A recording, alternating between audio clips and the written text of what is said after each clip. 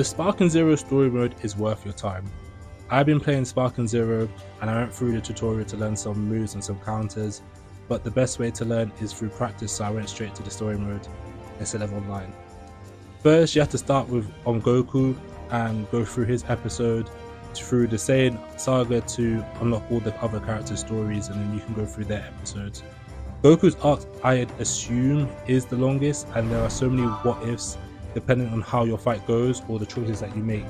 The first choice that we see is when Raditz kidnapped Gohan, and you're given a choice to work with Piccolo or go alone to fight Raditz. And then the way you fight, the way your battle goes, so each choice that you make then branches onto a different what if or like kind of timeline, and depending on how your battle goes against Raditz, whether you beat him on time or you don't beat him in time before Piccolo has to step in, then that now branches onto another what if, and it's just there's so many what ifs with Goku's at the beginning. So I played on the default difficulty, as you can't increase the difficulty, you can only decrease the difficulty to easier mode. The Raditz fight is the hardest, I'd say, in non-Great Ape, and then there's Great Ape Vegeta, which is very difficult. I'd say one weakness, or it's not really a weakness, but it's kind of annoying, is if you beat the enemies too quickly, like deplete all their health bar, then you might go into another what if where Goku actually beats Raditz, or he beats Cell, and then sometimes it can go straight to continue onto another what if branch, like, you know, then the Saiyans succumb and Goku's alive, or in the Cell saga it literally Goku just defeats Cell and then that's it. So then you have to go back to the Goku versus Cell fight, and you kind of gotta hold back. You can't like beat them too quickly, so then it triggers the canon story to come in and Goku for Goku to give up, and then you can actually continue along the story. So that's kind of annoying, but there was no other way for them to really do it. I think they're probably assuming that you would struggle and go through the story first and then go back and then have to do it, but I found quickly that I was actually beating it quite quickly. Also, I say another weakness is when the cutscenes happen. Some cutscenes where like kind of flashes, like the wind flashes into the white screen, that the quality drops a lot. But again, like these two weaknesses, I'd say, or like slight annoyances, they're so minor that it doesn't really even matter. Like you can very easily ignore it, and you know, when you're enjoying the story mode, like it's really a non-factor.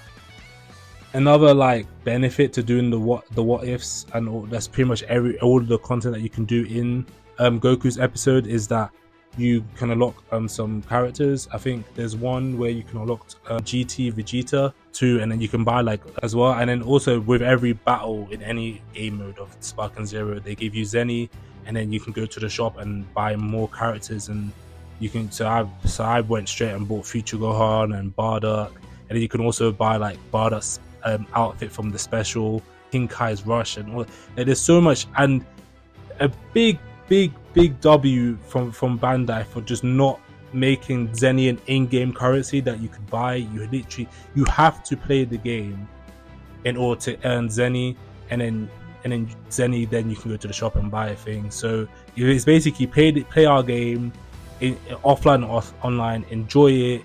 You can get all these different characters in the shop that you earn through actually playing the battles, and it's just really great, because they could have easily tried to squeeze in more cash from us, and they chose to actually care about the gamers and stuff. So I really respect Bandai for that. So yeah, as I said, I've only completed the Goku's episode, but there are tons of what ifs. The only saga that there wasn't a what if was the Buu saga, as far as I know. I think the Saiyan saga, Namek saga had a lot of what ifs, and then in Super there was quite a few what ifs, and the Tournament of Power I don't think there's any what ifs as well, but it's a lot. Like it took me, like I've played the game for about 12 hours now, and so it took me like 10 of those 12 hours to complete that. Yeah, and then as you go through, so as I was going through Goku's episode,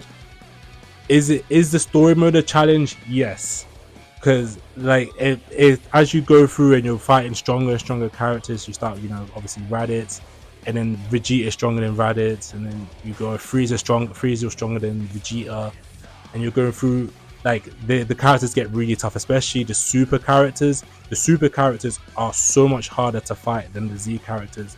Like, I think there's one clip that I just got wrecked by Beerus. Like, you can barely touch them. If you're not learning how to play the game, you're not learning how to counter, and you're not learning how to counter counters, you're not like, revenge counters, all of that, if you're not learning these little mechanics here, the computers, the AI is going to destroy you.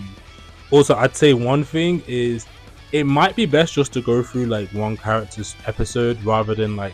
So what I tried to do at first was I tried to do Goku's Saiyan Saga Namek Saga, then go to Vegeta's after you unlock all the other characters, then do his Saiyan Saga Namek Saga, then go to Piccolo's and then Frieza's.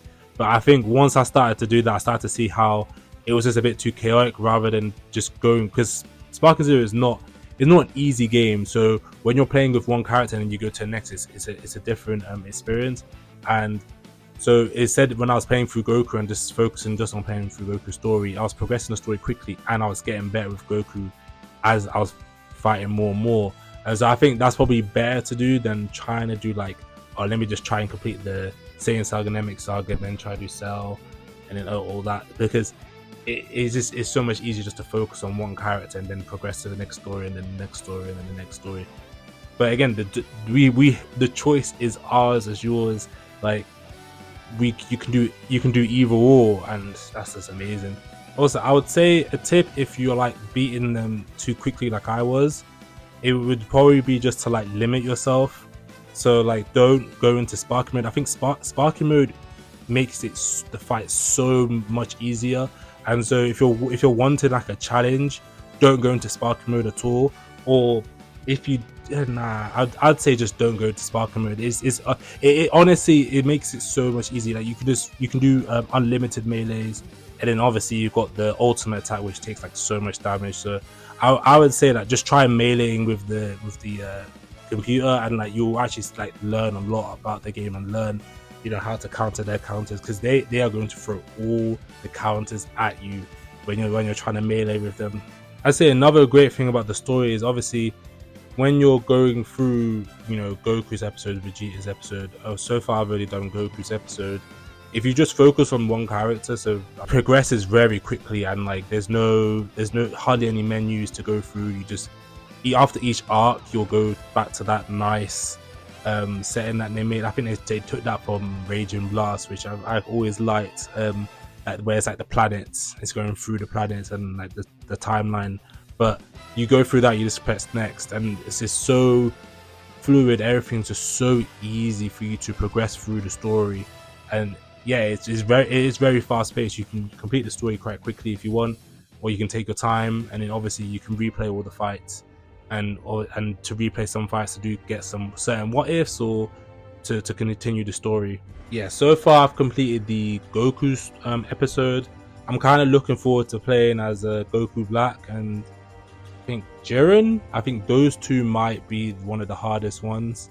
So yeah, there's a lot of battles to play, and there's a lot of challenges in the story mode and offline modes on Sparking Zero. And but yeah, the story mode has way too many benefits and it's very fun to play. I was slightly worried before playing that the story mode wouldn't be, maybe not fun, but there wouldn't be that much. But there is so many battles to play, and it is very challenging. The challenge just keeps going up and up as you progress through the story. But let me know which levels you're struggling on in the story mode, or in the comments, or let me know if you're just playing online. And have a good day.